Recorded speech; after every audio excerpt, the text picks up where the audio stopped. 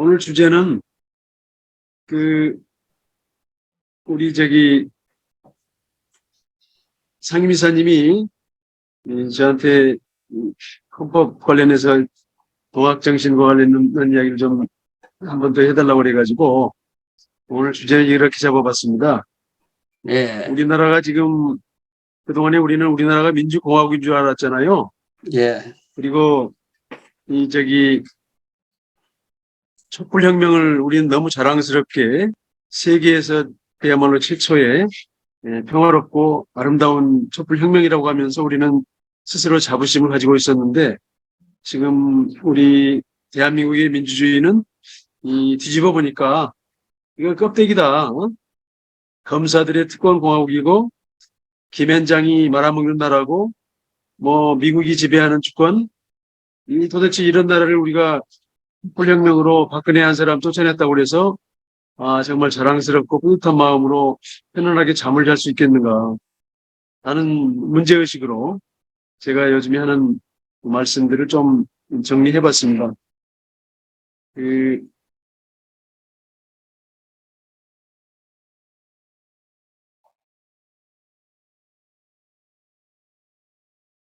예.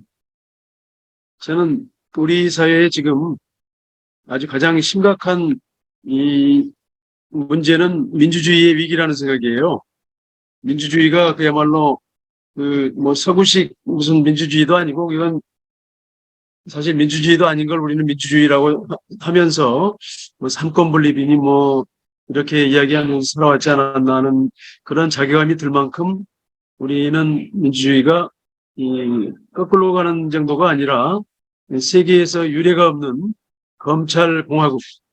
이건 뭐 브라질에서도 뭐 그런 게 있었지만 그보다 더 심각한 그런 검찰공화국에 우리는 살고 있다는 그런 좀 심각한 이 문제의식을 갖지 않으면 우리가 대한민국의 앞으로 나아갈 방향을 정말 제대로 잡을 수 없다는 생각이 들 정도예요. 그러니까 어떻게 보면은 일제 강점기 우리 3.1 뭐 대혁명 이런 걸 통해서 그야말로 일제로부터의 독립을 외치고 주장했던 그때와 다름없는 더 새로운 결기로 우리는 새로운 민주공화국을 세우기 위한 아주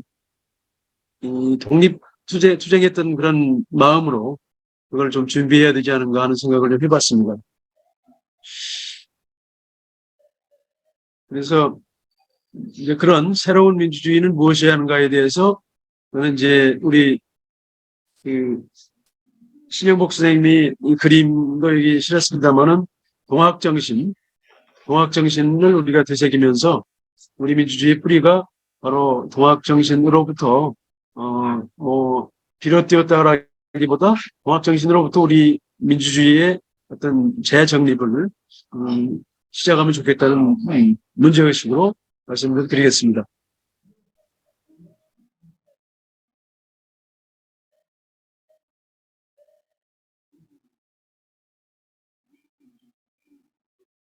예, 우리는 뭐 불과 5년 남짓 전에 우리는 촛불혁명으로 위대한 주권자의 나라, 헌법 제1조를 막 노래로 부르면서 세상을 바꾼 것처럼 말하자면 뭐 3.1운동, 3.1 대혁명 때보다 더 큰 그런 열기로 대통령을 몰아내고 민주주의 국가로서의 우리 정체성을 말하자면 확인하고 자부심을 가지고 뿌듯했는데 우리는 그로부터 5년 남짓이 지난 지금 우리는 그야말로 세계에서 정말 부끄러운 뭐 대통령의 행태나 뭐 이 영부인의 그 행태도 부끄럽지만 우리 스스로가 과연 이렇게 허술한 민주주의를 민주주의 국가라고 하면서 그동안에 그야말로 뭐 어떤 사람은 그랬잖아요. 절차적 민주주의는 되었다.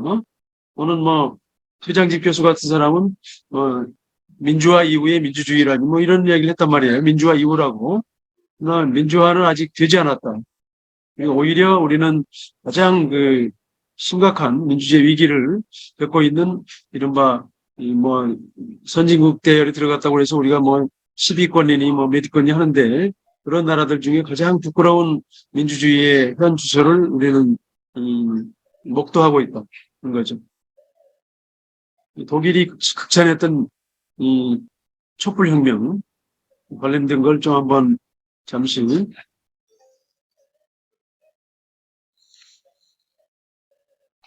유력 언론들이 혹시 보이시나요? 들리시나요? 네, 안 들렸어요?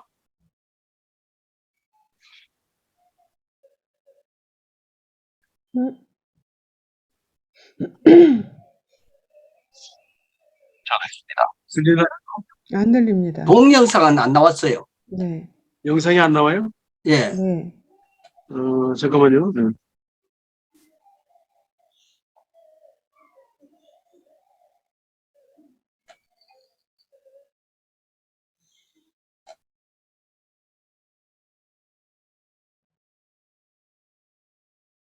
예, 나왔어요.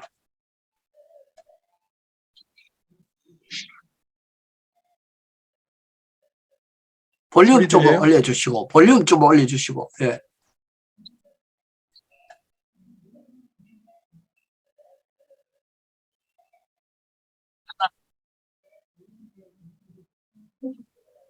독일 유력지까지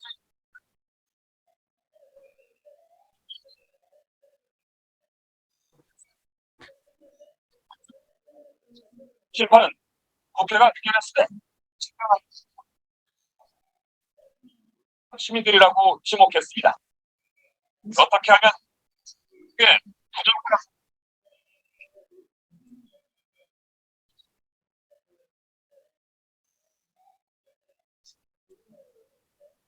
소리가 안 나와요.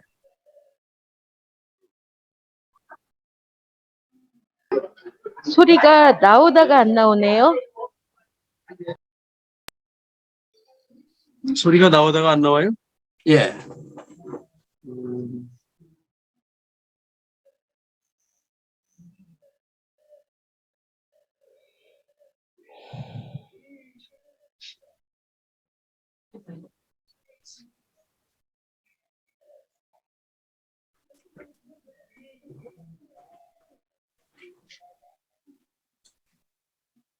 주간지 디-자이트는 한국의 시위 문화를 민주주의의 모범이라는 제목의 분석 기사에서 자세히 다뤘습니다.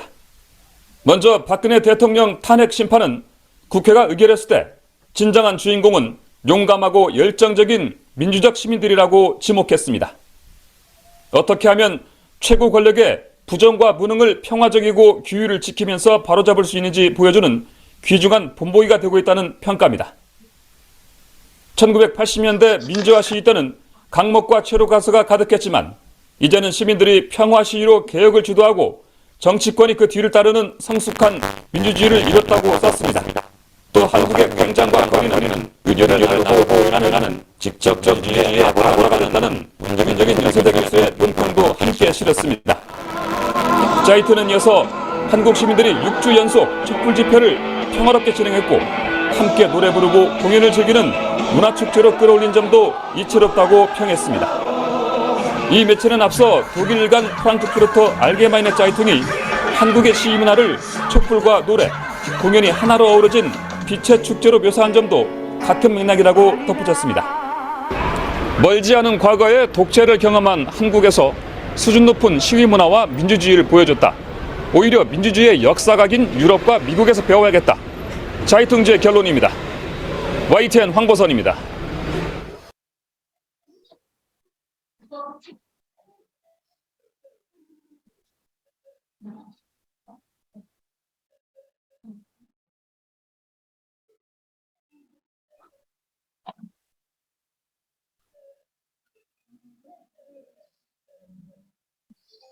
예. 불과 5년 후에 우리는 이런 세상을 만들었죠. 국민들의 투표로 검찰 출신 요직 독식의 그런 시대를 만들었습니다. 예.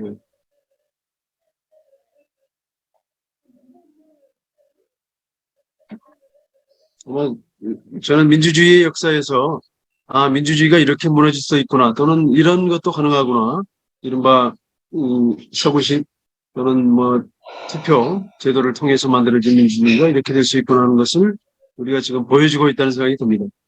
이렇게 될 수밖에 없었고 이렇게 흘러가고 있는 그런 우리의 현실, 또 우리나라 민주주의의 취약함, 그 원인이나 그 이유를 분명하게 우리가 분석하고 그걸 확인하고 그걸 뛰어넘기 위한 아주 절박한 노력을 독립운동했던 그런 선열들의 심정으로 시작하지 않으면 저는 이 대한민국의 미래는 매우 어둡다라는 생각을 하고 있습니다. 우리가 브라질에서 이른바 민주주의의 위기의 민주주의라는 영화, 이런 영화를 보면서 브라질의 민주주의의 취약함 또는 말하자면 룰라의 그 노동조합 운동까지 했던 룰라가 저렇게 드는 흐름에 대해서 약간 마음속으로는 좀 얕잡아 보면서 좀 측은하게 여기는 그런 시대가 있었는데 지금 우리는 지금 브라질보다 더 큰, 더 위험한 그런 세상을 만들어 놓고 있습니다. 범죄자들이 대통령을 하고 범죄자가 대통령의 이 부인이 돼가지고 대통령이 그 범죄자를 말하자면 비호하고 또는 보호하는 가장 중요한 역할을 하죠. 그래서 프랑스 이 언론에서는 이른바 그 폴걸 출신의 부인의 신분 세탁을 지원하는 사람이 대통령이냐라는 비아냥도 지금 우리나라의 그 현실에 대해서 그렇게 보내고 있지 않습니까? 그래서 우리나라는 진정한 민주공화국이 아니었다.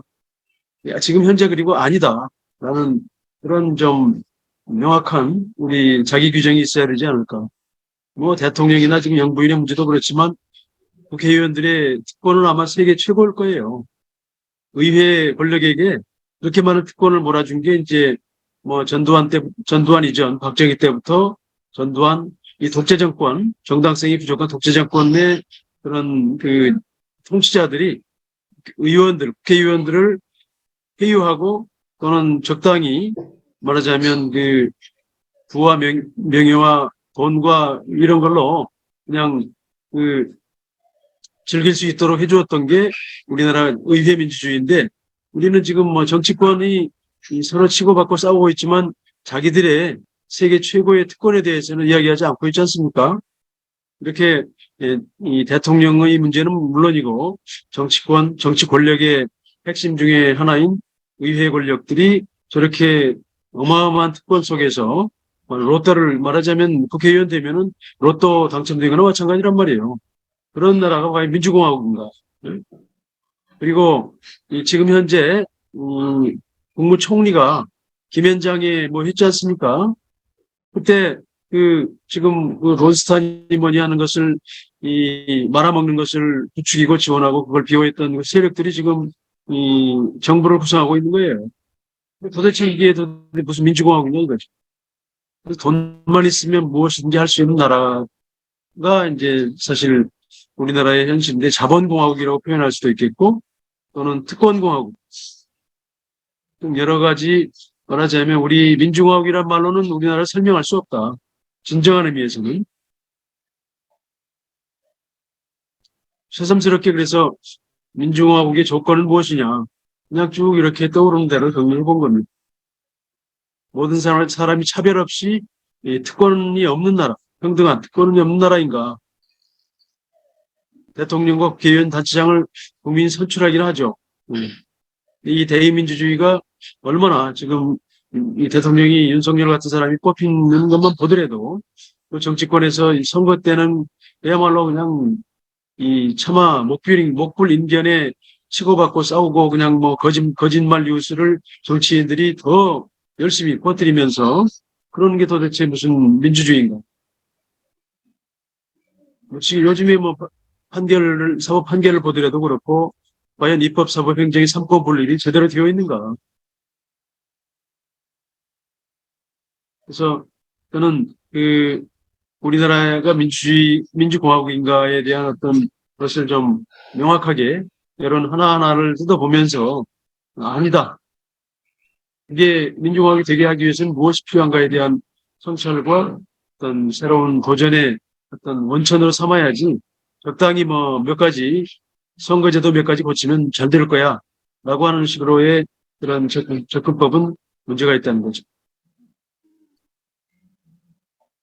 그 이제 속살 겉은 민주공화국이라고 하고 겉은 촛불 대혁명 명예로운 아주 대한민국이라고 하는, 그리고 한편으로는 뭐 한류 문화니 뭐냐 해서 그런 이 나라의 이 그늘, 이 나라의 그 속살은 바로 이런 거 아닙니까?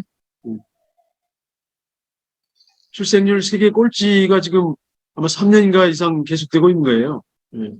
아이를 낳지 않는 나라가 도대체 이게 무슨 이 나라냔 말이죠. 그리고 뭐 이 가족 간에도 그렇고 뭐 사회적으로 얼마나 그 잔인하게 죽이거나 괴롭히는 특권을 당연하게 여기고, 이준석을 비롯해가지고 이 젊은 정치인들은 마치 그런 것들을 빗대어서 막 갈라치게 하고, 그러면서 그야말로 사람을 존중하지 않는 그런 현실. 뭐 황금 맞는 물질 맞는 건 뭐 두말할 필요가 없죠. 특히 대한민국 민주주의의 아주 정말 쓰레기 민주주의라는 것을 보여주는 것.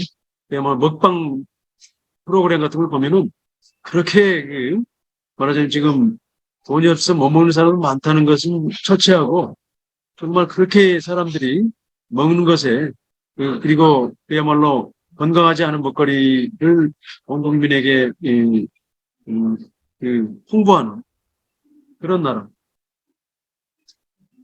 제가 지자체장이나 뭐 교육감들한테도 항상 하는 이야기인데, 사람에 대한 투자를 하지 않고 자꾸만 무슨 건물이나 무슨 뭐 기념관, 무슨 미래교육관 이런 거 짓는데 300억, 400억은 쓰면서 사람에 대한 투자에는 매우 인색하죠. 그러다 보니까 지금 세계에서 아마 OECD 국가 중에 이 어린이집 수준의 아이들을 20명을, 교사 1인당 20명의 학생을, 어린이를 보살피도록 방치한 나라는 아마 우리나라밖에 없을 거예요.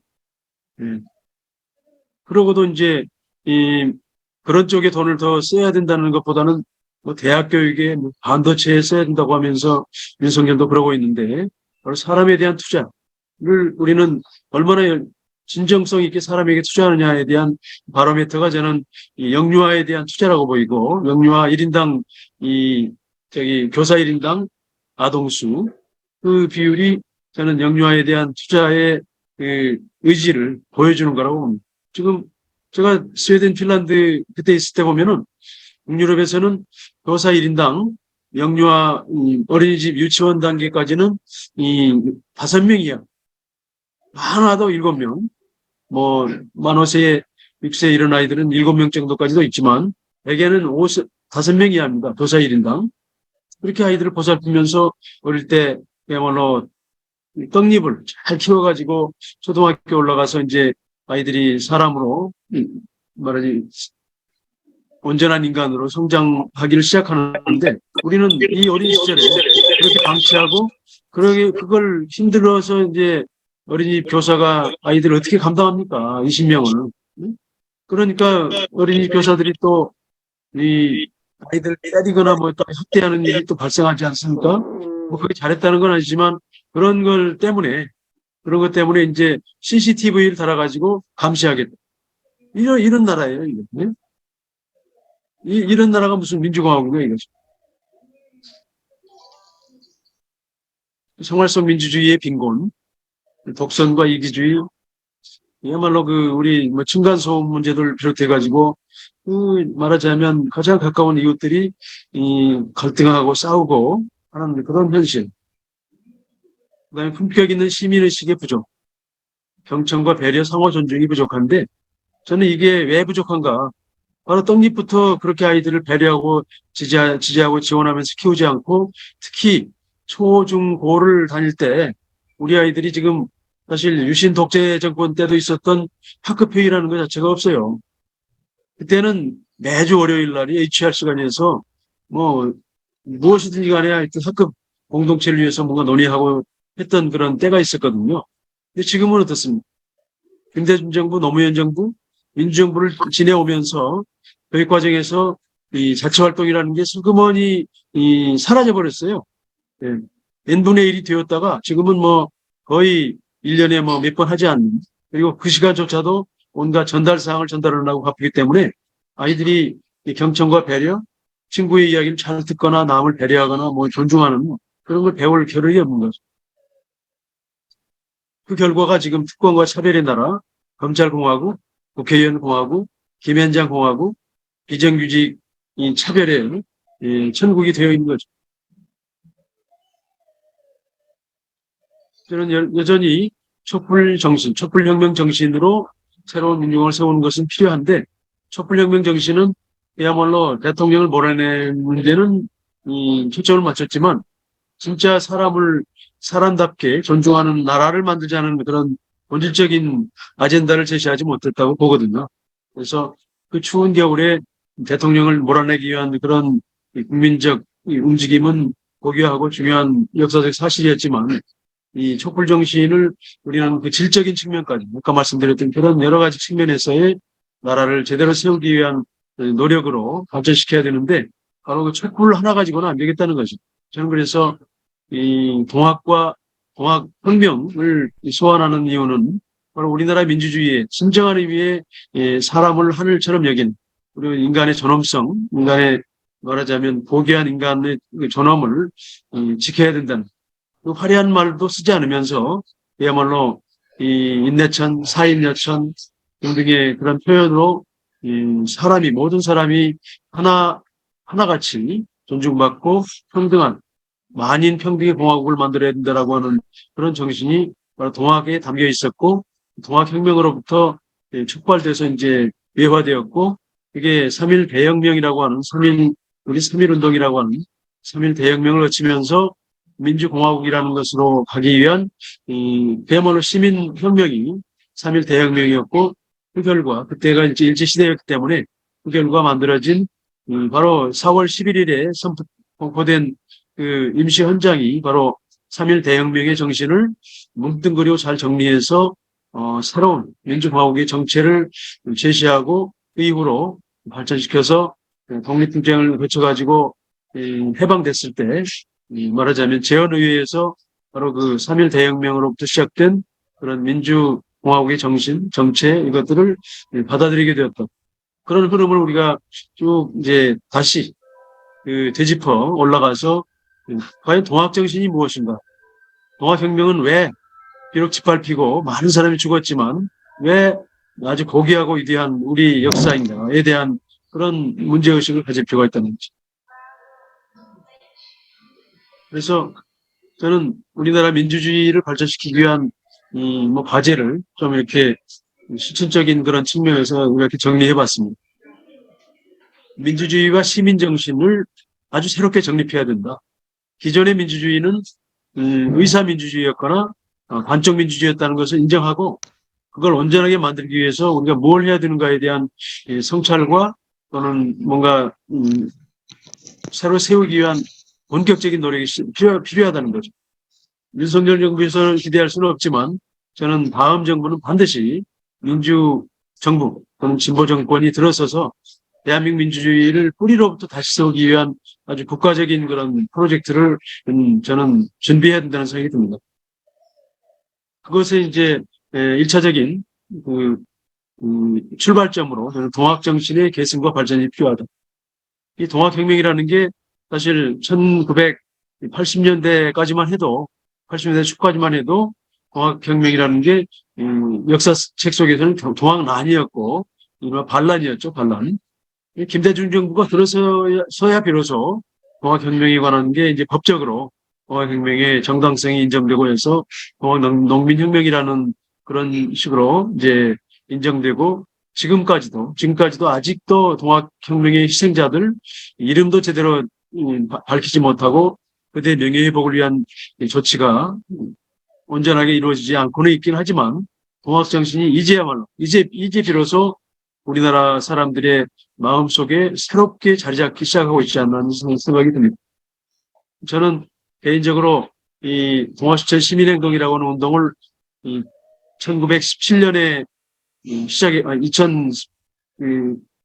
2017년에 시작했고 그전에 2014년 세월호가 있었던 2014년에 동학실천 시민행동의 이제 초기 시민들이 함께 모여서 동학정신을 우리가 실천할 수 있도록 하자. 그 전까지는 동학정신의 계승발전이라는 게 이른바 유족회들이 주장하는 명예회복이랄지 또는 동학혁명의 기념일을 제정한다랄지 이런 과거 지향적인 과거를 너무 이제 과거에 얽매이는 그런 운동이었는데 저는 이제 2014년부터 준비하고 2017년부터 동학혁명 정신을 실천해야 되는데 과거로부터의 그 정신을 인내천, 사인여천 등등의 그런 역사와 정신을 계승하는 건 반드시 필요하지만 미래지향적인 그러니까 오늘날 현실의 문제를 지적하고 해결하고 그걸 바로잡기 위한 운동을 하지 않으면서 동학정신을 말하는 것은 반쪽밖에 안 된다. 그래서 이제 말하자면 시민운동, 통일운동 또는 촛불혁명이랄지 이런 민주화운동이랄지 이런 큰 흐름, 실천적 흐름을 이 동학혁명 정신으로부터 우리가 함께 해야 된다. 해가지고 지금도 이제 그런 동학실천 시민행동이라는 단체를 통해서 동학정신을 실천적으로 발전시키자, 미래지향적으로 발전시켜 나가자는 운동을 하고 있습니다. 물론 동학혁명의 주체 중심 세력들에서도 이제 그 왕정 복고랄까 왕정을 유지하는 것을 전제로 하는 그런 생각도 있었고 왕정을 폐지하고 그야말로 민이 주체가 되는 그런 나라를 만들어야 된다는 그런 스펙트럼은 다양했지만 아무튼 만인평등, 인내천과 사인여천의 만인평등의 사상과 이 보국안민, 나라를 지키고 이 보국은 이 외세의 침략으로부터 나라를 지킨다는 뜻으로 저는 해석합니다. 그리고 백성을 편안하게 하는 그런 것, 특히 이제 동학혁명 때도 그랬고 일제에 대항해 싸우는 그런 일제에 의해서 짓밟혔지만 그리고 3.1 대혁명도 그렇고 3.1 대혁명의 33인 중에 열 몇 명이 그 동학도들이었어요. 동학혁명에 참여했던 사람들, 그다음에 동학을 신봉하는 사람들이죠.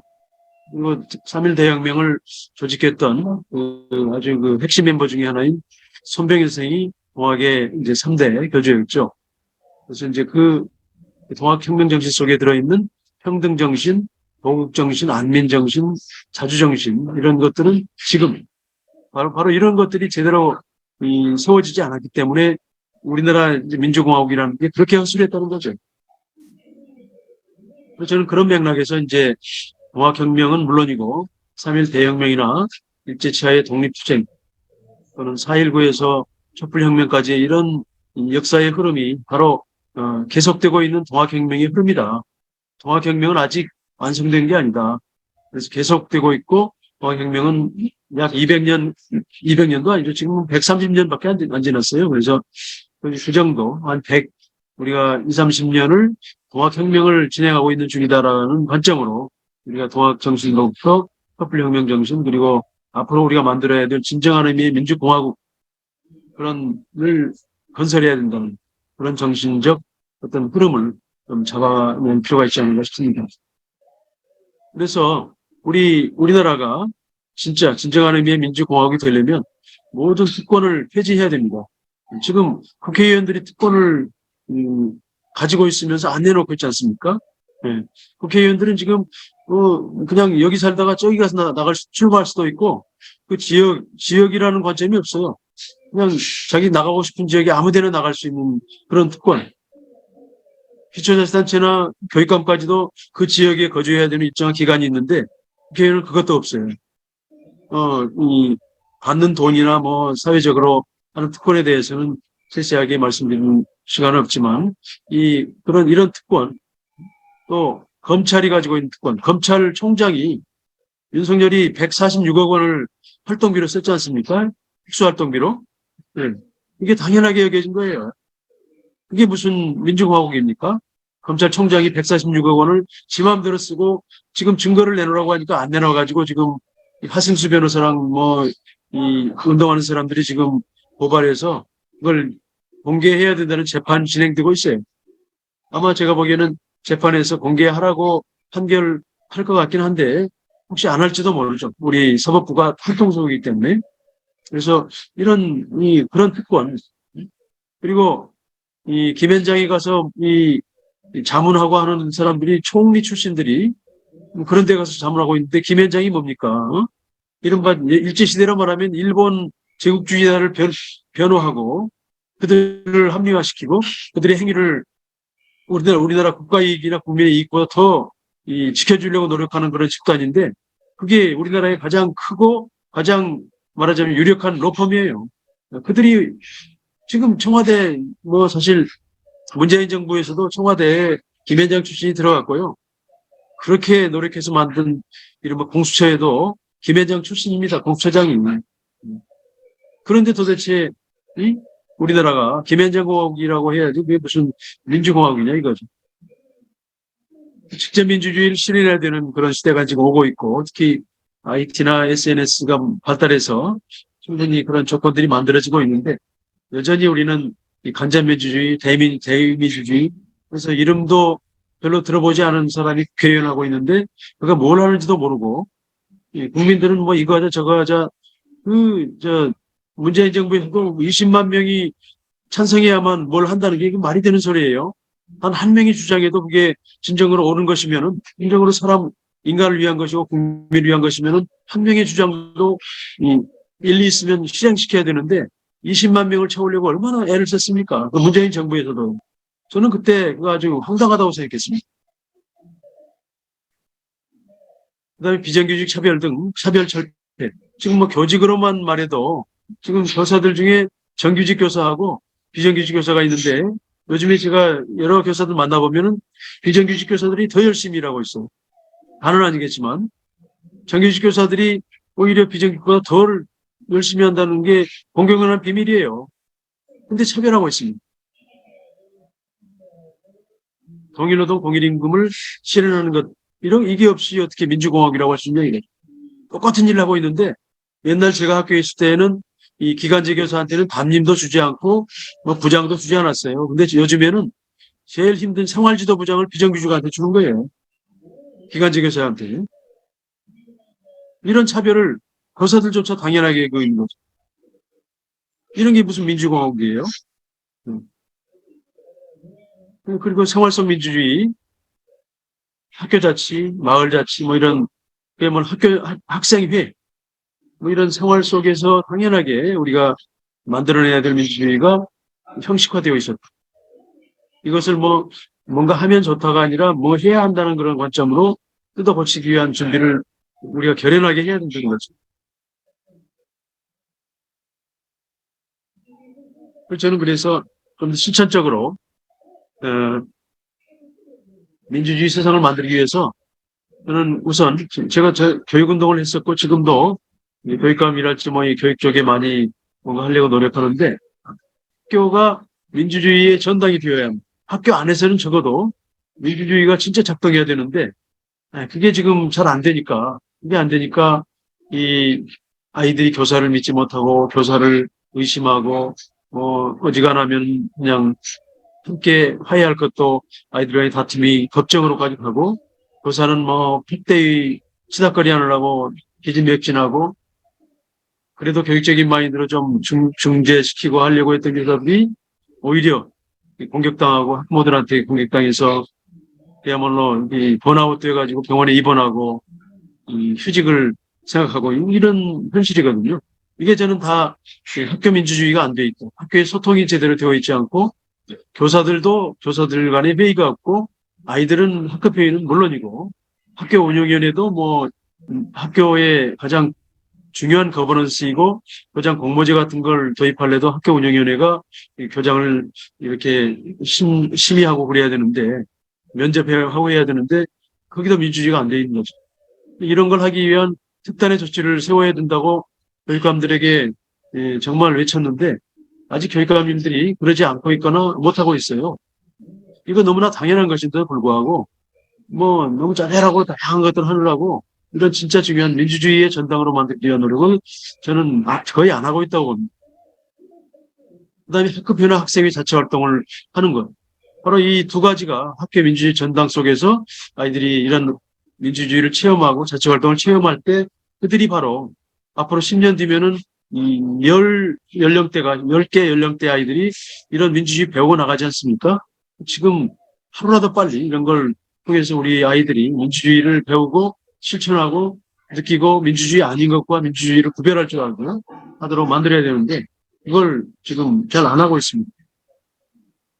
그 시도, 시군구의 청소년의회, 그 청소년 자치죠. 학교 안에서는 학생회 자치가 있다면 학교 밖에서는 청소년들이 자기들 나름대로의 목소리를 내고 자기들 나름대로 뭔가 주장하고 제안할 수 있어야 되는데, 뭐 지금도 이제 청소년 이 의회가 있는 데도 있고 청소년 참여위원회가 있는 데도 있는데 참여위원회는 의회보다 훨씬 더 약하죠.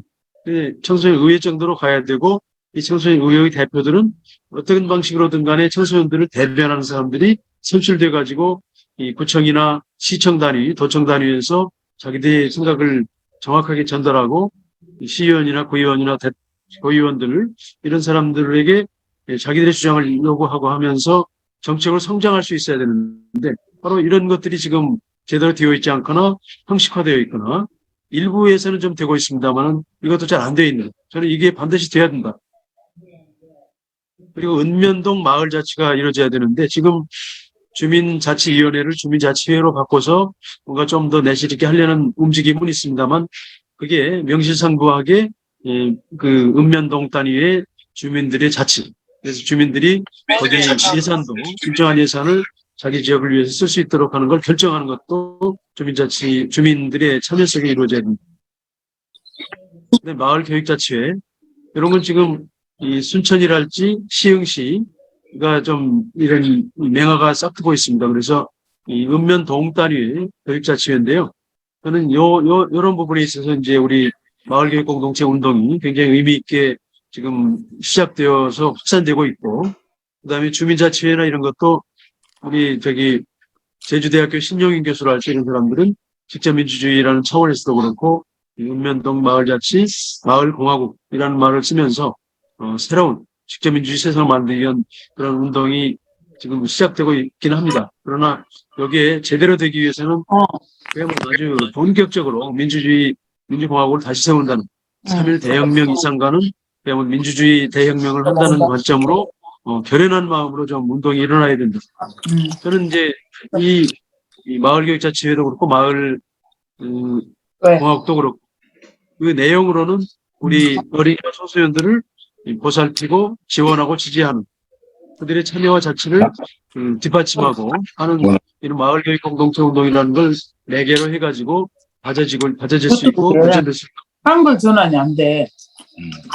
그다음에 이제 생활 속의 문제 해결을 위한 도전 프로젝트. 저는 이제 사실 요즘에 교육도 그렇고 마을도 그렇고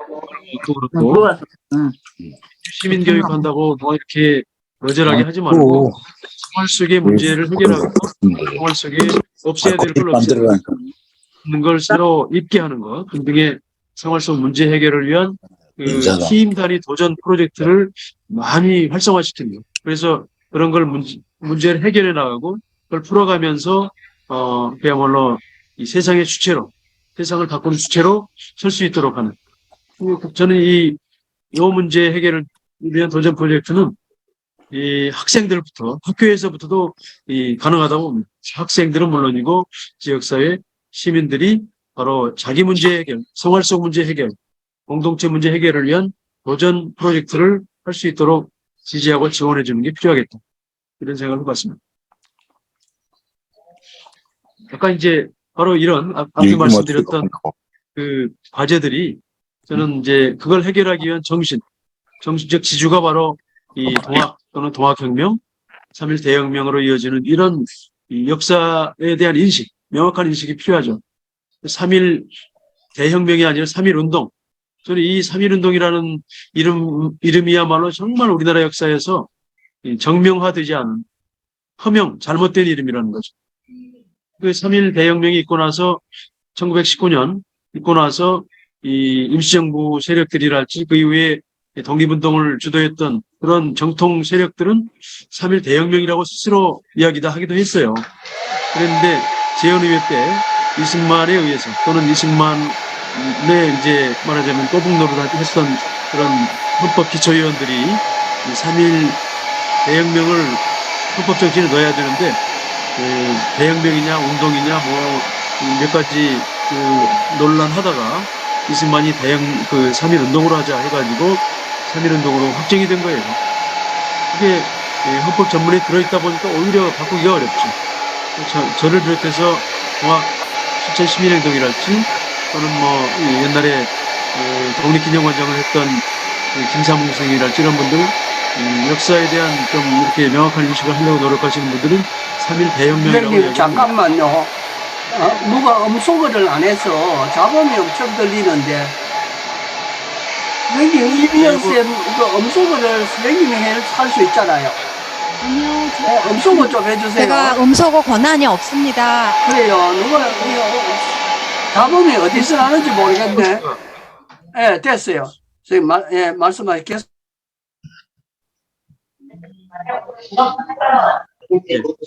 그래서 왕이 주인이었던 역사를 끝내고 모든 사회의 사는 차별 없이 하늘처럼 모시는 만인평등 시대를 연 위대한 혁명이 바로 동학혁명이었고 그것을 연속으로서의 3.1 대혁명이었고 3.1 대혁명은 이제 이 국내 문제만이 아니라 세계의 평화까지도 외치고 주장했던 거죠. 그래서 저는 개인적으로 동학으로부터 동학혁명, 3.1 대혁명 요 흐름이 우리 역사에서 가장 아름다운 역사이고 또 이 3.1 대혁명의 의미에 대해서는 뭐 인도의 타고를 할지 그 시대의 다른 나라에서는 뭐 중국에서도 그렇고 인정을 했는데 우리 스스로가 지금 3.1 운동이라고 아주 그 정체성 없는 이름을 부르고 있고 또 이 불행히도 저는 이 3월 2일이 우리 새 학년도가 시작되기 때문에 학교에서 3.1 대혁명 이걸 배우고 공부할 시간이 없는 거예요. 말하자면 그 계기 수업을 할 수도 없어요.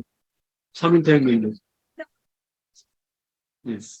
그래서 3.1 대혁명이라는 것을 우리는 그래서 이거 영어로 번역하면요. 3.1 무브먼트 뭐 이런 식으로 해석 번역할 수밖에 없는 게 되어 있는 우리가 프랑스 대혁명이라고 이야기하지만 프랑스 대혁명보다 훨씬 더 큰 규모로 더 많은 사람이 참여해가지고 더 본질적인 이 주장과 제안을 했고 특히 여성이 참여하고 아이들이 참여해가지고 학생이 참여하고 해가지고 물론 세계사에서 이런 3.1 대혁명 같은 그런 혁명이 없었는데 우리 스스로가 그것을 그냥 혁명이 아니다 운동이다라고 하는 그런 정도의 규정 속에 갇혀 있는 거죠.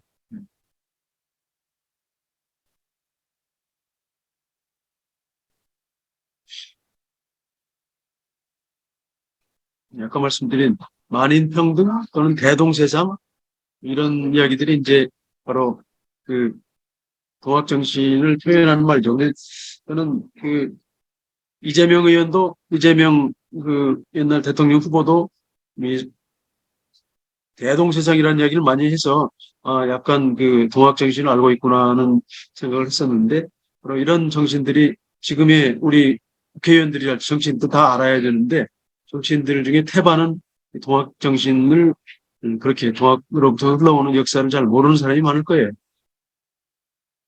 그래서 이 1800년대 후반을 흔들어서 그래서 1900년대 그러니까 초 3.1 대혁명이 일어나기 전 그때쯤 1910년 정도 즈음에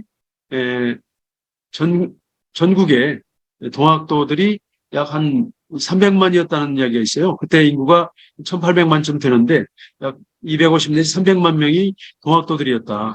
그래서 이 3.1 대혁명이 일어나기 전에 손병희 선생이 그 지금의 수훈회관 옆에 그 천도교 교당을 짓는데 그걸 이제 모금해서 이제 짓기로 해가지고 전국에서 모금했는데 엄청나게 많은 돈이 모금이 돼가지고 그 교당을 짓고 돈이 남아가지고 그 남은 돈이 이제 그걸 가지고 그걸 임시정부 상해 쪽에 보내가지고 임시정부 수립하는데 든든한 자금줄이 되었다라고 하는 게 이제 임시정부 수립 또는 3.1 대혁명 그 흐름 속에서 있었던 역사로 김사무생이랄지 이런 많은 사람들이 이렇게 이야기하고 있습니다. 그 폐정개혁안은 이제 집광소 시기에 이야기했던 그 주장하고 실현시키려고 했던 그런 내용들인데 유림과 양반의 무리를 징벌한다. 불량한 노비 문서는 소각한다. 특히 이 노비 해방 정신이 들어있는 거죠. 그다음에 백정 차별 이런 천인 차별을 없애는 거, 탐관오리를 응징하고 청성 과부의 개가를 허용하고 잡세의 폐지,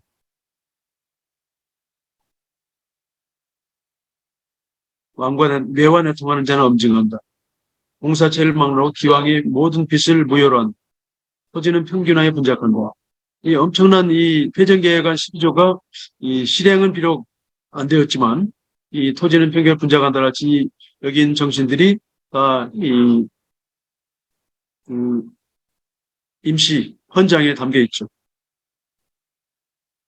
그다음에 집강소가 요즘에 이제 이 제주대학교 신영인 교수도 그렇고 집강소에 대한 이야기를 많이 하는데 아까 마을공화국에서 마을공화국이 자치기구가 되어야 하고 그 집강소 정신으로 뭔가 이제 주민 직접 민주주의의 시대를 열자라고 하는 그런 주장을 하고 외치는 사람들이 있습니다. 지금 이런 운동을 이제 시작하고 있죠. 네. 아까 말씀드렸던 것이고요.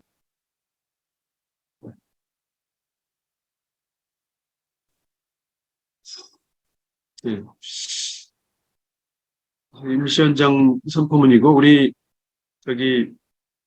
헌법 읽기 국민운동에서 이제 만들어낸 손바닥 헌법제 속에 들어있는 내용이죠. 이 많지 않은 임시원장이 저는 동학으로부터 시작되었던 우리나라 민주주의의 핵심을 담은 거라고 봅니다. 알았어요. 네, 미안합니다. 제가 여기 음식점에서 얘기하고 있는데 이제 나가달라고 그러네요. 예, 이 내용은 제가 좀 넘길게요. 네. 짝짝꿍 노래랄지 졸업식 노래가 이 정수철이 최시영 선생님의 외손자거든요. 이런 노래도 동학 정신이 담겨 있는 노래죠. 우리나라 국민들이 사실 60년대, 70년대 졸업식 노래까지도 어떤 동학 정신이랄까요? 그런 걸 듬뿍 담은 노래를 부르고 함께 듣고 자랐던 거예요. 짝짝꿍 노래도 그렇고요. 그래서 저는 이런 동학 정신으로부터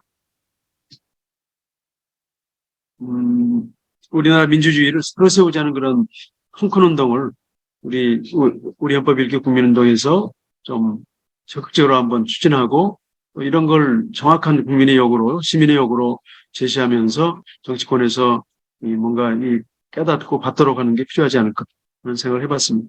예. 마지막으로는 저희 방정환 선생의 어린이를 어른보다 더 높게 대접하라.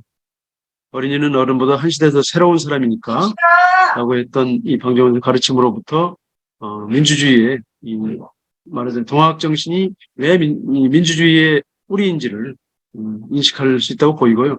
제가 얼마 전에 경주에 있는 이 방정환 하늘 어린이집을 인터뷰했었는데 그 하늘 어린이집에서 우리 아이들을 지금 기르고 있는 모습 자체를 보면은요, 그게 바로 동학 정신으로부터 아이를 기르는 건데 그야말로 민주주의라는 말로는 설명할 수 없는 영성까지를 생각하는 본질적으로 그런 어떤 교육의 모습이 지금 이 방정환 하늘 어린이집에서 시작되고 있습니다. 그래서 저는 그런 운동, 그래서까지를 포함해 가지고 우리가 좀 적극적으로 동학 정신으로부터 민주주의라고 하는 화두를 가지고 새로운 시민운동, 새로운 민주주의 공화국을 만들기 위한 노력을 함께 했으면 좋겠다는 말씀 좀 드리고 제 말씀 마치겠습니다.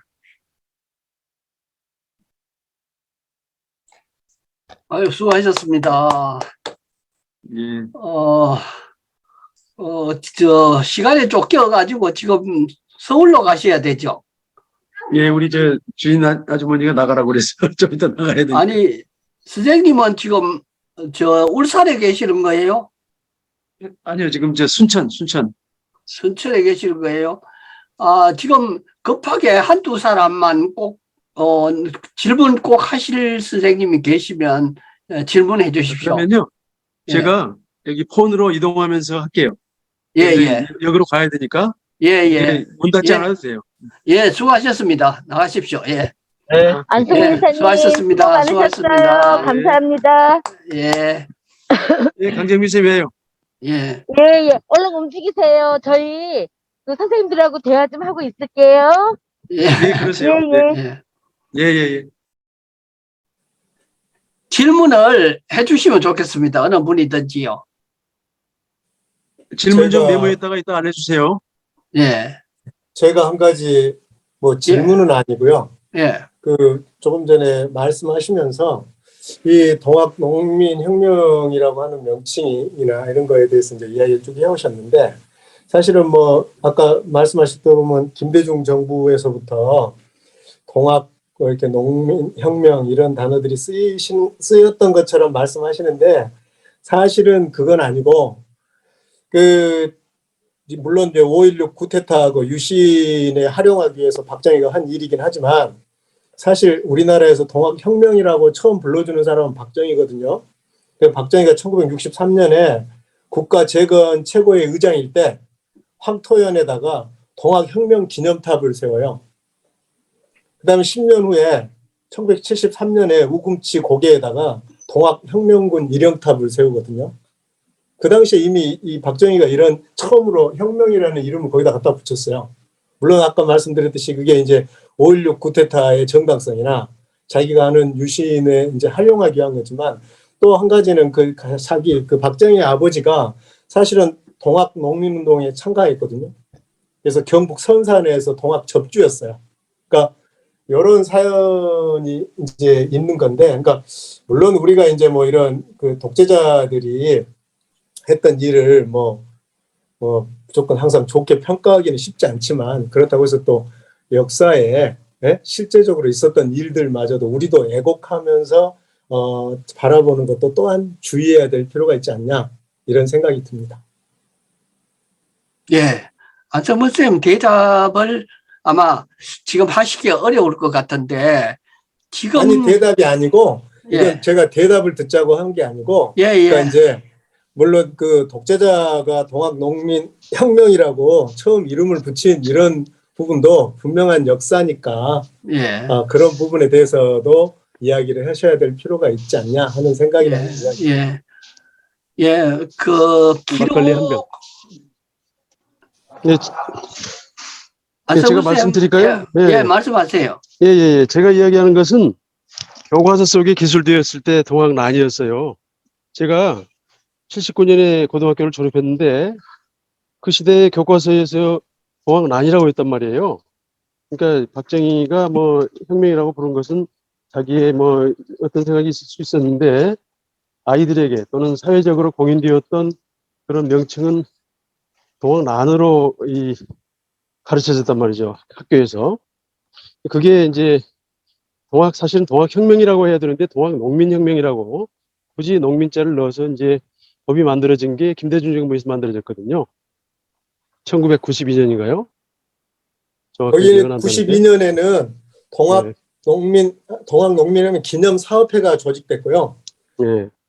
그 다음에 그 단체가 1994년에 100주년 기념식을 했고요. 그 다음에 이제 2004년에 그 동학농민혁명 참여자 등의 명예회복에 관한 특별법은 2004년에 제정됐는데 그때 제정되면서 국가 기념일이 지정됐어야 되는데 사실은 정읍, 고창, 부안, 전주 이 4개 이 지방자치단체가 서로 자기 지역 역사성 강조하다가 표류해가지고 14년이 지나서 2019년 5월 11일로 국가 기념일로 지정되거든요. 그러니까 이런 내용들도 이제 뭐 동학농민혁명에 대한 뭐 명칭 변경이나 국가 기념일 지정이나 특별법 제정이나 이런 내용들을 보면은 그 후대의 사람들인 우리 스스로도 지금 일사불란하지 못하거든요. 뭐 지역 이기주의도 끼어 있고. 예. 예, 감사합니다. 김필수 선생님 나중에 그 부분에 대해서 좀 기회 있을 때 좀 자세히 말씀해 주시면 좋겠습니다. 예. 또 다른 분들 박명수 선생님 말씀하시겠어요? 아니에요. 예. 저는 안성구 선생님 강의를 오늘 들으면서 무슨 생각을 했느냐 하면은, 우리 국민들은요, 이 문제의식을 안 가지는 것 같아요. 제가 블로그에다가 지난번에 그 박정희의 악행에 대해서 썼던 일이 있거든요. 그리고 오늘 아침에는 이승만에 대해서 준비를 하고 있는데 그 독재자들 전두환이나 이승만이나 박정희나 이런 사람들이 그 무고한 시민들을 얼마나 학살하고 이렇게 했는데 그 부분을 남 이야기처럼 내 이야기처럼 안 받아들이는 거예요.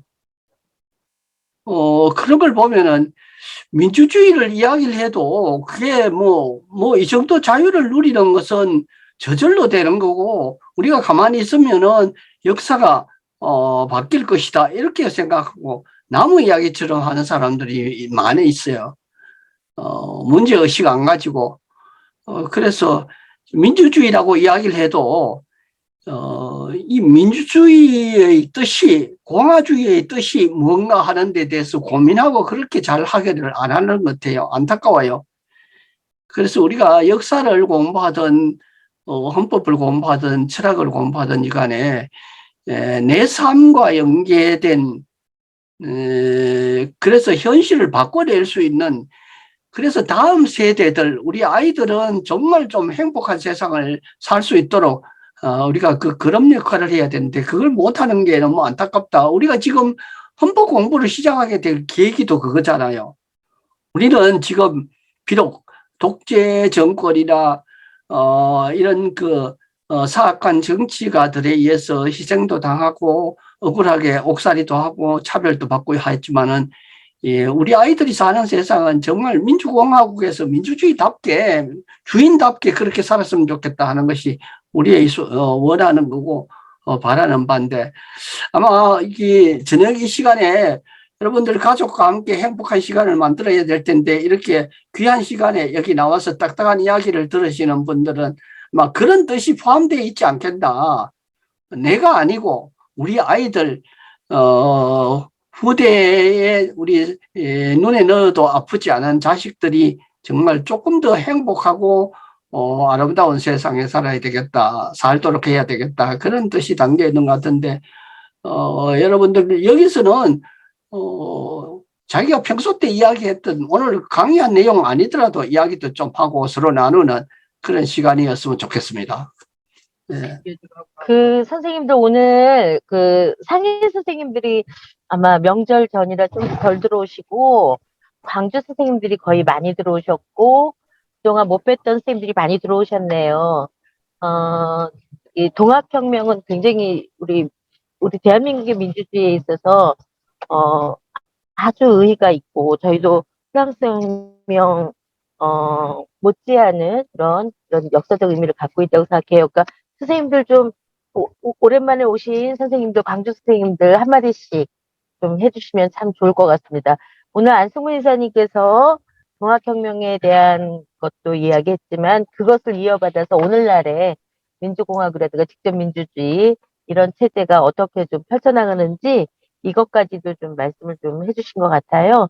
그래서 느낀 동학혁명 이런 거 오늘 강의 들으셨던 줄기 중에 한마디씩 해주시면 우리 많은 선생님들이 하나씩 더 배우고 가는 시간이 되실 것 같습니다.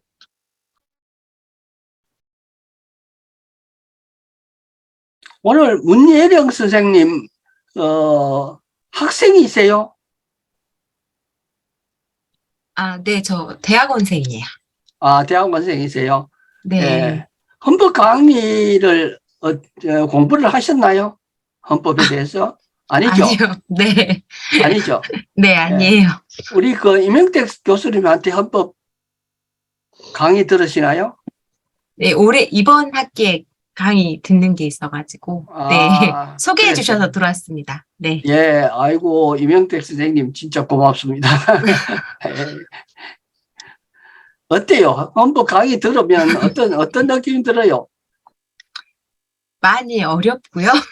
어렵고, 예. 네, 그리고 이제 아까 나왔던 것들 중에 이제 마을 자치, 학생 자치 이런 부분이 실은 저는 마을에서 활동을 하고 있고 활동가이면서 강사로 활동을 하고 있거든요. 예. 근데 우리 아이들이 학생 자치나 마을 자치에 대해서 많이 고민도 하고 있고 좀 실행하기 위해서 노력을 하고 있는데 말씀하신 것처럼 그게 표면적으로 얼마나 보여지고 얼마나 성과가 있을까에 대한 고민을 똑같이 하고 있는 것 같아요. 많이 예. 공감이 됐고요. 조금 더 예. 그런 부분에 제가 할 수 있는 부분을 열심히 하려고 생각하고 있습니다. 저는 오늘 그 안성문 선생님 강의 들으면서 무슨 생각이 들었냐 할 것 같으면은 그 학교에서 민주주의 그게 지금 안 되는 데 대해서 가슴 아프다고 말씀하셨는데요. 실제로 저희들은 가정에서 민주주의부터가 안 돼요. 우리 집은 민주적인 가정이다 하는 사람들도 보면은 차별 같은 게 어쩌면 아직도 남아있지 않느냐. 그래서 우리 헌법일기 국민운동에서 뭘 했느냐 하면은 가정헌법 만들기, 학교헌법 만들기 이런 걸 했거든요. 그래서 내 삶, 내부터 민주적인 시민, 내 삶, 내 가정에서부터, 학교에서부터, 예, 그렇게 민주주의 시민이 되어서 바꿔 나갔으면 좋겠다. 예, 안성문 선생님 말씀하실 수 있어요? 예, 어려우신가 봅니다. 예, 저기, 제주도에 이현주 지부장님 들어와 계시는 것 같아요. 예. 많이, 물론, 역사적 배경이나 뭐 여러 가지 면에서 많이 다르긴 하지만, 이현주 선생님 요즘 이제 사삼혁명, 사삼항쟁, 그쪽의 일을 좀 많이 보고 계시는 걸로 알고 있는데요. 어떻습니까? 동학혁명과 사삼항쟁을 좀 비교해 본다면? 이현주 지부장님 이야기 하실 수 있으세요? 그 동학혁명과 사삼은 굉장히 많이 다르다라고 생각이 들거든요.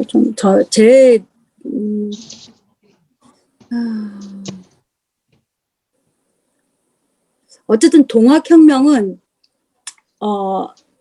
필요에 의해서 움직였던 거잖아요. 그렇지만 사삼은 일단 주민들이 먼저 일어섰던 운동이 아니었기 때문에 좀 그 결이 좀 많이 다르다라고 저는 보고 있어서 이렇게 정확하게 이렇게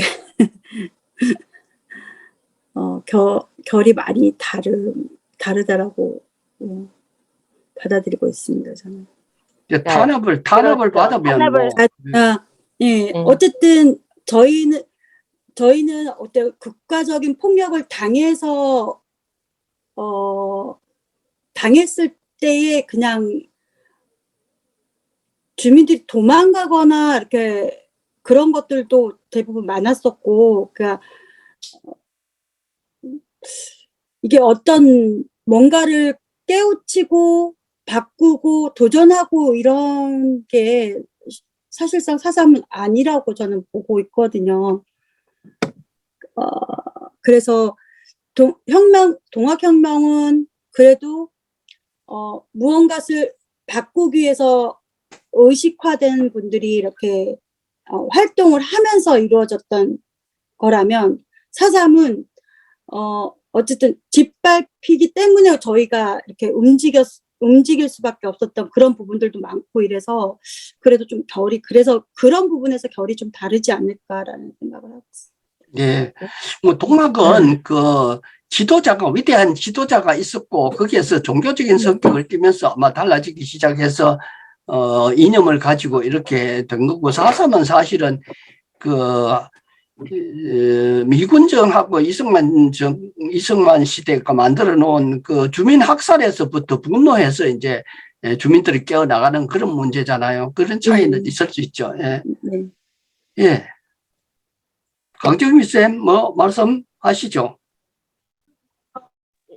저는 이제 저항의 색채가 사삼은 이제 주민들이 그 핍박을 받았던 뭐 그런 결은 있지만 어쨌든 그 와중에 또 저항 정신이 있었기 때문에 약간 맥락을 조금 또 같이 하지 않나 해서 좀 더 그런 이야기를 듣고 싶었는데 역시 이제 그렇지는 않은 것 같아요. 그죠? 이현주 지부장님 이제 이야기 들어보면 역시 핍박을 훨씬 많이 당한 입장에서의 사담이었던 것 같습니다. 네. 김필 선생님 이야기하고 싶었어 가지고 말씀하시죠. 아니에요? 예. 아니, 제가 뭐 다른 게 아니고, 그냥 항상 뭔가 다 맞춰져야 될 것처럼 생각하셔서. 아니, 근데 뭐 오늘 보니까 뭐 혁명, 뭐 대혁명 이런 거 다 이런 단어들 좋아하시는데, 저기 이사장님. 예. 그 민주주의나 공화주의가 반드시 평화적이어야 되고, 정치 보복이 없어야 공화주의고 민주주의입니까? 아니에요. 그건 아니죠. 그렇지 않죠? 예. 그러니까 잘못된 불을 끄지 않으면 계속 그 불이 옆으로 번져나가요. 그럼요. 예. 저 범죄학 이론에도 보면 깨진 유리창 이론이라고, 유리창 하나 깨진 거가 내비를 두면 계속 옆 유리창도 다른 사람이 돌멩이 던져서 깨잖아요. 그러니까 지금 뭐 예를 들어서 친일 문제에 대해서 피를 안 보니까 요즘에 와서 새로운 친일파들, 뭐 이영훈이를 비롯해서 친일, 예? 반일본 종족주의, 이 책 쓰는 사람들 처벌하지 않으니까 주옥순을 비롯해서 이 사람들 독일에 가서 형편없는 짓 하잖아요. 그래서 예. 이제 이 사람들이 국내에서 그 사람들을 몇몇 비난한 사람들 명예훼손으로 고소했어요. 그러니까 일이 과간이 돼가는 거예요. 그러니까 뭔가를 지금 우리 사회가 바로잡기 위해서는 계속 우리는 프랑스 아니거든요. 우리가 계속 톨러런스만을 생각하고 가기에는 우리가 지금 느끼고 있는 이런 그 참담함이 도가 지나치고 있거든요. 그러니까 그래서 우리 역사는 청산을 안 하는 데부터 시작해서 꼬이기 시작했는 거잖아요. 그렇죠?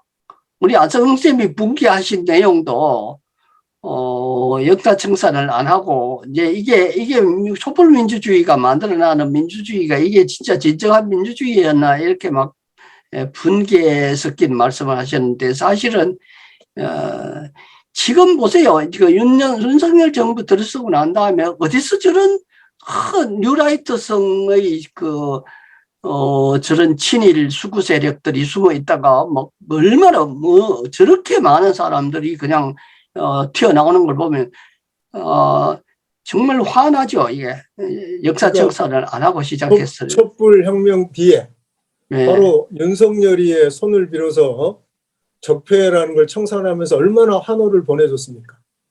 누가 보냈습니까? 국민이 윤석열이한테 환호를 보낸 거 아닙니까? 오늘날 그 환호 보낸 것에 대해서 대가를 치르고 계시는 거예요. 근데 아까 친일 청산 문제가 나와서 그러지만 항상 우리는 외세에 대한 이해를 곧장 잘해야 됩니다. 굳이 4.3과 동학혁명의 공통점도 보면 외세에 의한 핍박이거든요. 우리가 지금 친일 이야기만 나오면 이승만이만 꼭 때려 죽여야 될 놈을 만드는데 사실은 우리가 친일 청산에 있어서 끝까지 진행하지 못한 건 미국의 책임이 훨씬 크고 그거에 대한 증거가 1951년에 미국이 일본과 태평양 전쟁에 대한 강화 회의를 샌프란시스코에서 개최하면서 결론에 우리 대한민국은 연합국도 아니고 그 다음에 적성국도 아니고 중립국도 아니고 우리 특별 상태국으로 분류해가지고 특별 상태국이라는 거는 부역국이에요. 우리가 일본에 부역했다는 거예요. 그러니까 우리 대한민국은 일본한테 보상이나 배상을 청구할 수 없게끔. 그리고 그 이유가 바로 일본 식민지 시절에 있던 관료들이 지금 현재 남한 정부를 그대로 이끌어가고 있다. 이게 부역국가라는 최고의 증거로 봐서 우리를 특별 상태국으로 임명하거든요. 그런 영향으로 인해서 우리가 1965년도에 한일 기본협약, 소위 말해서 한일 국교 정상화하면서도 우리가 받은 돈이 배상금이나 보상금이 아니라 독립축하금 아닙니까? 독립축하금이에요. 그러니까 이런 식으로 우리 스스로만의 어떤 잘못으로 친일이 청산되지 않은 게 아니라 이미 제국주의적 속성을 갖고 있는 그 승전국, 연합국 쪽에서도 우리 같은 자기들도 가지고 있는 식민지가 있으니까 우리가 일본으로부터 배상받거나 보상받는 길을 차단하는 거거든요. 근데 오늘날의 윤석열 정부가 저렇게 가안이 배 밖에 나오는 짓을 하는 그 뒷 배경이 뭡니까? 솔직히 이야기해서. 미국이에요. 실제로 우리 안에 있는 많은 모순점들의 원인이 예세에 기인한다는 것에 대해서 항상 좀 생각을 가져봐야 되거든요. 예. 그러고 나서 이번에 뭐 전기차나 이런 거에 뒤통수 맞으니까 갑자기 급 당혹한 모습들이 보이잖아요. 국민들한테 보이는 것은 당혹하지 않아요.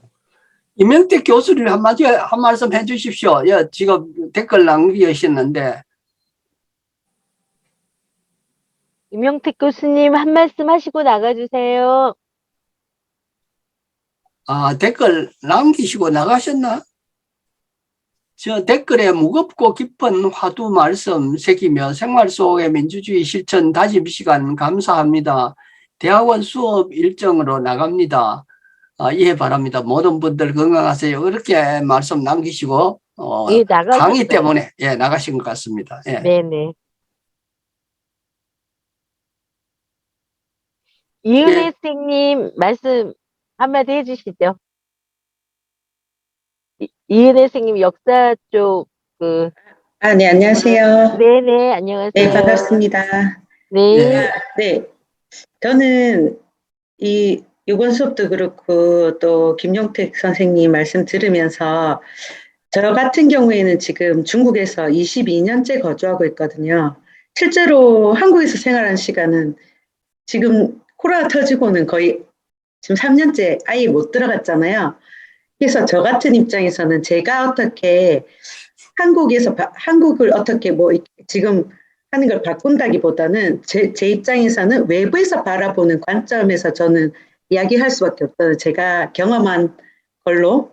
그러니까 그런 것도 의견도 좀 수렴해서 이렇게 진짜 이렇게 실행을 하시는 거는 좀 우리나라에 계신 분들이 하는 거고 저희 같이 이렇게 오래 이렇게 해외에 있으면서 그때 자유에 대해서도 제가 글을 남겼었는데 그래도 진짜 지금 너무 국격이 떨어져 있고 하지만 이렇게 자유롭게 대통령을 욕할 수 있는 것도 굉장히 큰 그 민주주의의 발전이잖아요. 제가 살고 있는 여기는 감히 이런 말도 못 꺼낼 뿐더러 또 저희가 사용하는 카톡 같은 것도 다 아직도 검열을 받고 있단 말이죠. 외국인도 마찬가지고. 그래서 이렇게 의사를 표시할 수 있는 자유도 없고 그리고 제가 있는 천진이 지금 열흘 동안 계속 연속해서 단체로 전수 핵산 검사를 받았거든요. 근데 그거를 내가 받고 싶지 않다고 해서 내가 안 받겠다 할 수 없고 접촉자라도 한 명 나오면 그 라인 전체로 다 시설에 끌려가고 막 이렇고 지금 아파트가 다 봉쇄되고 하는 일이 수시로 지금 일어나고 있단 말이에요. 그렇지만 거기에 대해서 누구나 이거 왜 끌려가나요? 뭐 이렇게 항의도 할 수 없는 이 상황에서 제가 겪은 게 그래도 국격이 무너지고 엉망인 우리나라가 그래도 저는 이게 정말 그 언론의 자유나 이런 게 너무너무 진짜 소중하구나. 인권이 있는 우리나라가 촛불을 들고 마음껏 항의할 수 있는 우리나라가 얼마나 민주주의가 발전됐는지 저는 이제 그거에 대해서 말씀을 드리고 싶었던 거고 어쨌든 저희 아이들이 살아갈 곳이니까 앞으로 계속 좋아져야 되고 거기에 대해서 저희도 노력해야 되지만 이렇게 이곳에 있는 저희 입장에서는 이렇게 느낀 거를 이렇게 말을 통해서 이렇게 전달해서 어떻게 조금 더 영감을 불어일으킬 수 있는 그런 역할을 할 수밖에 없지 않을까 약간 이런 생각에서 저번에 글을 남겨드린 거거든요. 현진에서 선생님 보신 지금 대한민국이 그렇지만은 대한민국에서 본 천진이나 북한의 모습은 저는 좀 다른 생각을 하고 봤거든요. 무슨 이야기냐 하면은 어떤 이야기냐 하면은 사람의 목숨이 얼마나 중요한가에 초점을 맞추면 제가 말씀드리자면 죄송한데요. 말씀 끊어서 며칠 전에 사천성에서 큰 지진이 났거든요. 예. 지진이 나고 경보가 발동했는데 그때 구조를 하고 피해야 되는 사람들이 다 가둬놓고, 왜냐면 코로나 때문에 다 가둬놓고 구조요원이 와서 빨리 구출을 구해야 되는데 핵산 검사 먼저 했대요. PCR 검사하는데 아주 많은 시간을 소비하고 거기 있는 사람을 꺼내주지 않아요. 대피를 해야 됐지만 더 중요한 거는 그 코로나가 퍼지지 않도록 막는 거기 때문에 예. 죽든지 말든지 이런 상황이 오기 때문에 생각하시는 거랑 완전 다릅니다. 예. 저는 굉장히 생각을 큰 통제가 있기 때문에 아파트를 그냥 단체로 뭐 다 통제해버리거든요. 예를 들어서 아파트 라인에 한 명이 생겼다. 그 라인 전체 시설로 끌려갑니다. 제가 뭐 안 간다 할 수 없습니다. 예. 그리고 아파트는 전부 다 봉쇄됩니다. 열흘 동안. 그래서 저는 이런 거를 요번에 경험을 하고 보니까 그래도 자유가 있는 게 얼마나 소중하고 기본적으로 이런 게 돼야지 발언도 할 수 있고 발전도 되고 교정도 될 수 있는 건데 그렇지 않은 거를 경험을 직접 해보니까 너무 이게 정말 다르구나. 인권이 뭔지 이런 걸 진짜 뼈저리게 느끼거든요. 그래서 제가 그런 말씀을 드린 건데 자꾸 이렇게 이론으로만 말씀한다 이렇게 자꾸 말씀하셔서 제가 굉장히 답답한 부분이 사실 있었습니다. 네. 저는 있잖아요. 무슨 생각을 네네. 했느냐 하면 우리는 지금 하루에 7, 80명씩 죽어가고 있거든요. 코로나로. 근데 여기는 아예 현지는 상점문을 어때요? 다 달아서 여기는 상점문을 아예 다 달아서 아마 굶어 죽는 사람이 그보다 더 많아질 것 같습니다. 네, 그 문제 가지고 한번 토론을 한번 해봐야 되겠다. 예. 저기 속초 박명숙 선생님. 네네. 네. 선생님 아주 그 상반기를 2022년 상반기를 아주 뜨겁게 보내셨잖아요. 네, 한 말씀 해주시죠.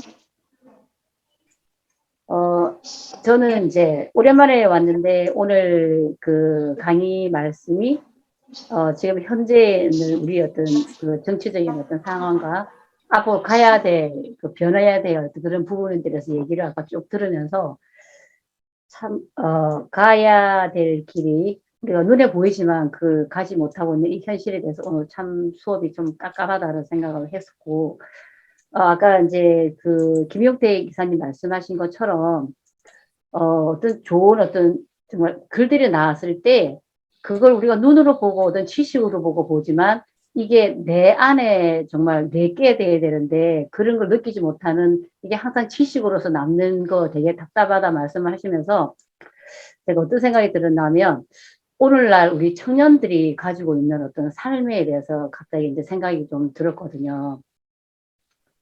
이제 뭐 청년들이라고 해서 우리가 다 뭐 하나로 싸잡을 수는 없는데 그 사람들도 갖고 있는 생각들이 다 다르겠지만 제가 주변에 이제 보아왔던 우리 청년들의 삶이 너무 팍팍한 거예요.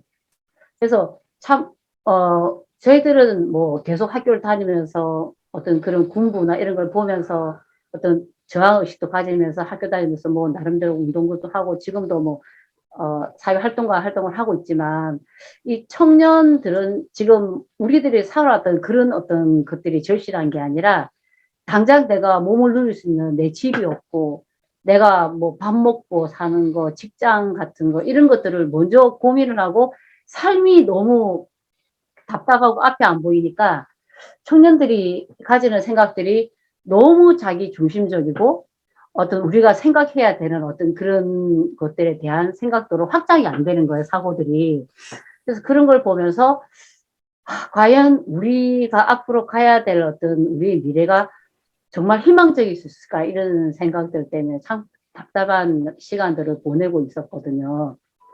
그래서 오늘 이제 강의 말씀 들으면서 정말 우리가 어떤 방향으로 가야만 정말 앞으로 우리 어떤 세대를 짊어지고 갈 청년들에게 이 절실함을 얘기를 할 수 있고 이해를 시켜야 되고 그럼 우리가 앞으로 지금 가고 있는 우리가 어떻게 변해서 그 아이들, 그 사람들에게 다가가고 어떤 방법으로 우리가 이거를 변화를 시켜 나가야 이게 정말 변화로 희망으로 갈 수 있을까 이런 고민이 너무 들어서 답은 찾지를 못했지만 참 답답하고 이런 것들에 대해서 고민을 좀 많이 가지고 가야 될 세대가 저희들이 아닌가 이런 생각을 좀 많이 했습니다. 네, 답답합니다. 이상이. 네, 감사합니다. 유 선생님, 이제. 예, 특별한 그 질문 없으면 마치죠, 시간. 네, 유 선생님 마무리해 주세요. 예, 그 태풍이 그래도 뭐 포항은 불행하게도 참 사람들이 죽거나 뭐 이런 사람들도 많이 이 농작물 피해도 많이 받고 이렇게 했는데 다른 지역 쪽에는 생각했던 것보다도 그래도 쉽게 넘어가서 다행이고요. 여러분들 가정에 아마 피해가 없었으리라고 믿고요. 예. 그 저녁 시간에 나오기가 참 힘드실 텐데 선생님들 열심히 나와줘서 정말로 너무 고맙고 감사합니다. 우리가 이제 그 한 반 이상 이제 지났는데 남아있는 한번 강의 시간에 더 좋은 강사님 모시고 우리가 마무리할 수 있도록 그렇게 최선을 다하겠습니다. 여러분들 다음 주에 다시 뵙겠습니다. 감사합니다. 감사합니다. 추석 명절 잘 지내세요. 네, 추석 명절 잘 명절 잘 보내세요. 지내세요. 네, 감사합니다. 안녕하세요. 안승훈 이사님 오늘 수고 감사합니다. 많으셨습니다. 네, 감사합니다. 잘 주무세요. 수고하셨습니다. 즐거운 명절 되세요. 추석 명절 인사 안 했네. 예. 예, 명절 잘 보내십시오. 예, 한가위 잘 보내십시오. 예.